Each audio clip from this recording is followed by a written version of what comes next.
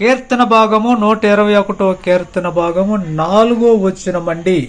ఇశ్రాయేలును కాపాడువాడు కొనకడు నిద్రపోడు, ఆ యెహోవాయే నిన్ను కాపాడువాడు.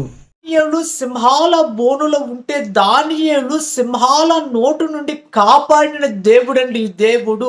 షడ్రక్ మేషక్ అబద్గోలు అగ్ని గుండముల ఉంటే అగ్ని గుండముల వారితో పాటు కలిసి నలుగురు అగ్ని గుండంలో తిరుగుతూ అగ్ని గుండము నుండి కాపాడిన దేవుడండి. యోనాను కాపాడిన దేవుడండి.